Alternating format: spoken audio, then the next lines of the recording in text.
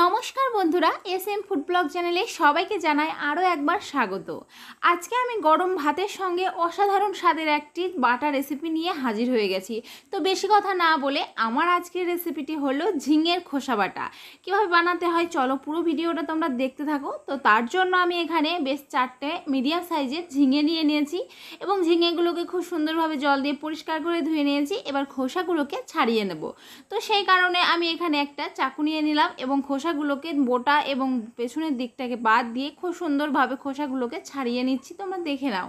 এবারে আমি দুই ভাগে ভাগ করে নিয়ে খোসাগুলোকে খুব সুন্দরভাবে এরকমভাবে ছাড়িয়ে নিতে হবে, যাতে করে খুব সুন্দরভাবে কিন্তু রান্নাটা করা যেতে পারে। প্রত্যেকটা ঝিঙেগুলোর খোসাগুলোকে ছাড়িয়ে নিয়েছি, আবারও একবার জল দিয়ে পরিষ্কার করে ধুয়ে নিয়েছি, ময়লা মাটি যেটা ছিল বেরিয়ে গেছে। এবারে এখানে একটা মিক্সার জার নিয়েছি এবং জারের মধ্যে এই খোসার টুকরোগুলোকে কিন্তু আমি খুব সুন্দরভাবে দিয়ে দিচ্ছি। প্রত্যেকটা টুকরো আমার সবগুলো দেওয়া হয়ে গেছে। এবারে এই ঝিঙের খোসাগুলোর মধ্যে দিয়ে দিলাম বেশ অনেকগুলো রসুনের কোয়া, আর দিয়ে দিচ্ছি 7 থেকে 8টা কাঁচা লঙ্কা। ভালো মতো দেওয়ার পর কিছুটা জল অ্যাড করে দিলাম। এবার ভালো মতো একটা ব্লেন্ড করে নেব।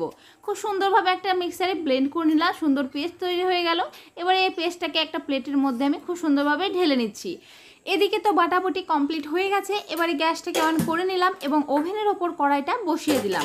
বসানোর পরেই দিয়ে দিচ্ছি 4 টেবিল স্পুন সর্ষের তেল। সর্ষের তেলটা দেওয়ার পর ভালো মতো গরম করে নিয়ে 1 টিস্পুন মতো কালো জিরে দিয়ে দিলাম। আর বাটাতে কালো জিরে না দিলে কিন্তু জমে না। আর দিয়ে দিচ্ছি 3টে রসুন কুচি। ভালো মতো কুচিয়ে নেওয়ার পর দিয়ে ভালো মতো ভেজে নিলাম বেশ কিছুক্ষণ সময় দিয়ে। আর তারই মধ্যে দিয়ে দিলাম 2টো শুকনো লঙ্কা, 2 ভাগে ভাগ করে নিয়ে 4 পিস দিয়ে দিলাম শুকনো লঙ্কাটাকে।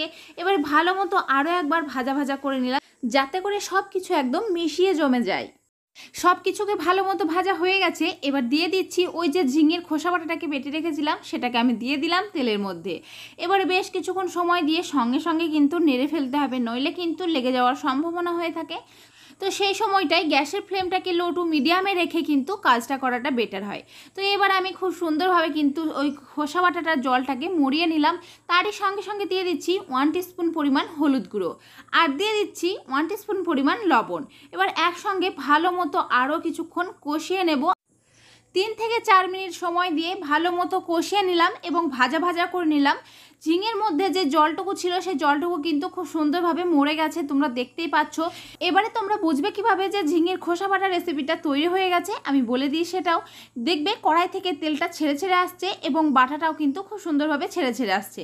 তো তোমরা তখনই বুঝে ফেলবে। তো আমার এখানে হয়ে গেছে, আমি ঝটপট করে আমি নামিয়ে নিলাম, গ্যাসটাকে অফ করে দিয়ে ঝটপট কিন্তু আমি নামিয়ে ফেলেছি। এবং এই বাটার মধ্যে কাঁচা সর্ষের তেল আর কাঁচা লঙ্কা না দিলে কি জমে? একদমই জমে না। গরম ভাতের সাথে কিন্তু কাঁচা লঙ্কা এবং কাঁচা তেল দিয়ে মাখিয়ে খেলে কিন্তু জাস্ট জমে যায়। তো সেই কারণেই আমি ঝটপট 1 টিস্পুন মতো সর্ষের তেল আর একটা কাঁচা লঙ্কা দিয়ে ফেললাম। তো বন্ধুরা, আমার আজকের এই ঝিঙের খোসা বাটা রেসিপিটা তোমাদের কেমন লেগেছে জানাতে কিন্তু একদমই ভুলবে না। আর বাড়িতে অবশ্যই করে এরকমভাবে তৈরি করবে, বাড়ির সকলকে গরম ভাতে কিন্তু দিতে ভুলবে না। দেখবে আঙুল চেটে পুটে তো খাবেই, গরম ভাত কিন্তু এক থালা ভাত নিমিষেই শেষ করে ফেলবে। তো বন্ধুরা, তোমরা যখনই এবার থেকে বাড়িতে ঝিঙের রেসিপি রান্না করবে তখন কিন্তু একদমই খোসাগুলোকে ডাস্টবিনে ফেলে দিও না। এই ঝিঙের খোসা কিন্তু রেসিপি করে বানিয়ে খেতে পারো এবং এই ঝিঙের খোসা বাটা কিন্তু ভীষণ উপকারী। আমার আজকের এই রেসিপিটি যদি তোমাদের ভালো লেগে থাকে অবশ্যই করে অনেক করে শেয়ার করে দিও। আজকের মতো টাটা বন্ধুরা, ভালো থেকো এবং সুস্থ থেকো।